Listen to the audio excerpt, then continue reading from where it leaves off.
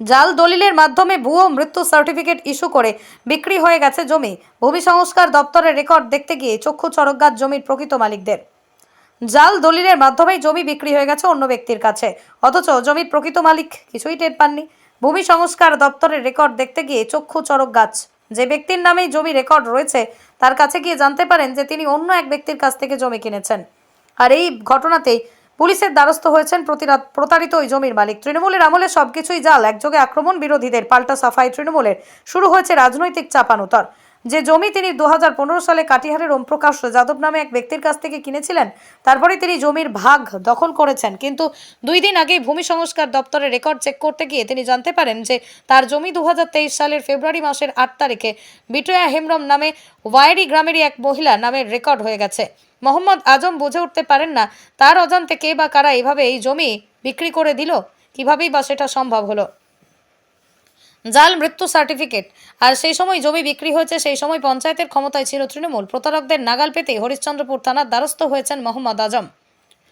বিজেপির অভিযোগ, যবে থেকে তৃণমূল বাংলার ক্ষমতায় তবে থেকেই বাংলাতে শুধুমাত্র জাল আর দুর্নীতি। কংগ্রেসও কটাক্ষ করেছে তৃণমূলকে, যদিও পাল্টা তৃণমূলের দাবি যে এই বিষয়ে প্রশাসন তদন্ত করে ব্যবস্থা নেবে। এর সঙ্গে তৃণমূলের কোনো যোগ নেই। Only 50 meters from Palpara railway station and 1.5 kilometer from National Highway, Palishuri Supermarket Complex, the largest market complex in Noida district. আপনার স্বপ্নের 2 BHK and 3 BHK deluxe flat বুক করুন এক্ষুনি। কল 9732491278। বর্তমানে কেউ যদি মনে করে কোনো জাল পেপারস বা কোনো জাল দলিল করে কারো সম্পত্তি ভোগ করবে, সেটা কোনোদিনই সম্ভব না। কিন্তু সেটা সাময়িকক্ষণের জন্য সে মনে করে যে আমি জাল দলিল করে কারো সম্পত্তি ভোগ করব, সেটা সাময়িকক্ষণের জন্যই ভোগ করতে পারবে। আমি হরিশ্চন্দ্রপুর তথা রাজ্য সরকার, পশ্চিমবঙ্গ রাজ্য সরকারকে অনুরোধ করব, কেউ যদি এইভাবে জাল পেপারস করে কারো সম্পত্তি ভোগ করতে চায় তার বিরুদ্ধে কঠোর থেকে কঠোরতম যেন ব্যবস্থা নেওয়া হয়। আমি দলের তরফ থেকে এই অনুরোধ রাখবো প্রশাসনকে। দেখেন, বিগত দিনেও ঘটনা ঘটেছে, কেউ যদি মৃত ব্যক্তিকে জীবিত করে কোনো সম্পত্তি ভোগ করতে চায় তার কিন্তু ব্যবস্থা ওই শ্রীঘরেই হয়েছে, সে কিন্তু জেলেই থেকেছে। আগামী দিনও দেখতে পাবেন এই ধরনের ঘটনাগুলো, তাদের স্থান কিন্তু জেলেই হবে। এবং এখানে যদি কেউ এখানে দল বলে কিছু নাই, সে যে কোনো ব্যক্তি যদি জড়িত থাকে ঘটনার সঙ্গে, সে সিপিএম, কংগ্রেস, বিজেপি, তৃণমূল, যে কোনো ব্যক্তি যদি জড়িত থাকে তার বিরুদ্ধে যেন প্রশাসন কঠোরতম ব্যবস্থা নেয়। দল সবসময় তাদের পাশে থাকবে। দেখুন, জাল শব্দটা তো আর পশ্চিমবঙ্গের মধ্যে নতুন কিছু না। জাল শব্দটা যবে থেকে তৃণমূল কংগ্রেস ক্ষমতায় এসছে তবে থেকে আমরা প্রত্যেক দিন সামাজিক মাধ্যম, সোশ্যাল মিডিয়া, টেলিভিশন, খবর কাগজ খুললেই পড়ে জাল, দুর্নীতি এইসব শব্দ প্রতিনিয়ত জড়িত হয়েছে জনসাধারণের সাথে, পশ্চিমবঙ্গের জনসাধারণের সাথে। এই যে তৃণমূল কংগ্রেসের উৎপত্তিটা কোথায়? তৃণমূল কংগ্রেসের উৎপত্তিটা হচ্ছে কংগ্রেস থেকে।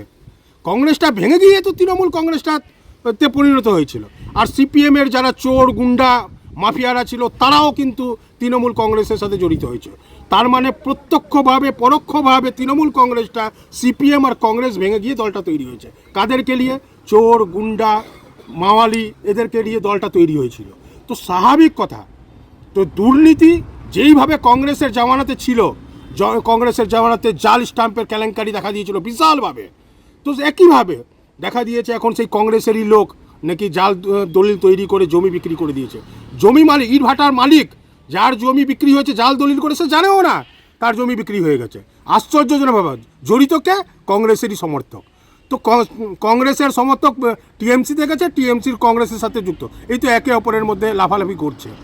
আরেক দল থেকে আরেক দলে যাচ্ছে। তো এ টিম থেকে বি টিম, বি টিম থেকে এ টিম, পরিপূরকভাবে যুক্ত কংগ্রেস আর তৃণমূল কংগ্রেস।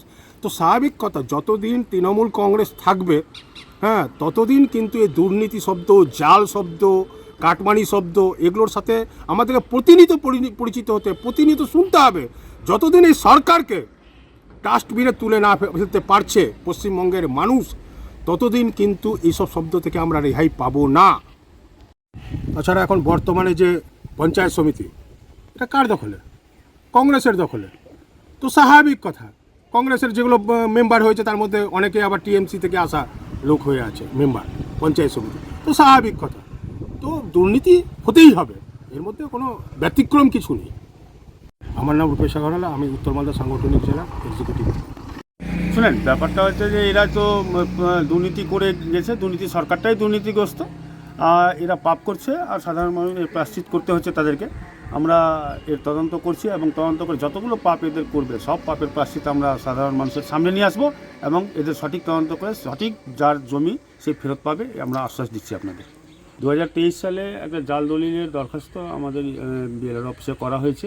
আমরা তার তদন্ত করছি, তদন্ত করে যার জমি তিনি অবশ্যই ফেরত পাবেন এবং এর মধ্যে যারা যুক্ত আছে, জড়িত আছে, তাদের অবশ্যই শাস্তি হবে। আমি প্রশাসনকে অনুরোধ করব তাদের জন্য সঠিকভাবে তদন্ত করা হয় এবং যথেষ্ট এদের জন্য কঠোর থেকে কঠোরতম শাস্তির ব্যবস্থা করা হয়। শুনুন, এতদিন থেকে তৃণমূল ক্ষমতায় ছিল, তৃণমূল যা দুর্নীতি করে আসছে, আস্তে আস্তে এই তৃণমূল দুর্নীতিগুলো বেরোচ্ছে, সাধারণ মানুষের চোখের সামনে আসছে। এই দুর্নীতিগুলো বেরোতেই থাকবে এবং এদের দুর্নীতিগুলোর আমরা সব তদন্ত করে সঠিকভাবে মানে উপযুক্ত এর ব্যবস্থা নেব।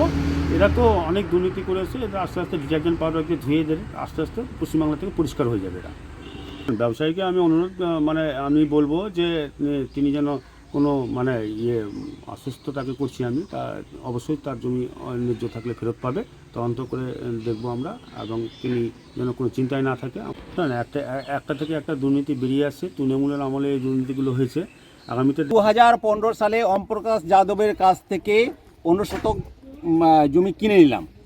এবার আমি কোনো কারণবশত আমি রেকর্ড করতে করিনি। হ্যাঁ, আমি অসুবিধার জন্য, আমি অসুস্থের জন্য আমি করতে পারিনি, আমি কার্ডিয়াক পেশেন্ট, আমি রেকর্ড করতে পারিনি। এবার করছে কি যে অন্যজন ওমপ্রকাশ যাদবের পোতা, হ্যাঁ, ওমপ্রকাশ যাদবের কাছে না, ওমপ্রকাশ যাদবের পোতা, ওর ওয়ারি সার্টিফিকেট, ওকে দেখাচ্ছে আবার ওয়ারিতে বাড়ি, আর কিন্তু ওমপ্রকাশ যাদব হচ্ছে জলকির, ওটা হচ্ছে আজিমনগর থানা। হ্যাঁ, ওই ওমপ্রকাশ যাদবের পোতার কাছ থেকে ও আবার রেজিস্ট্রি নিয়ে নিচ্ছে আমার জন্য। রেজিস্ট্রি কি করে দিয়েছিল 2015 সালে? হ্যাঁ, রেজিস্ট্রি করা আছে, আমার আছে, ডিট আছে আমার কাছে। মানে শুধু কি রেকর্ডটাই হয়নি? রেকর্ড হয়নি।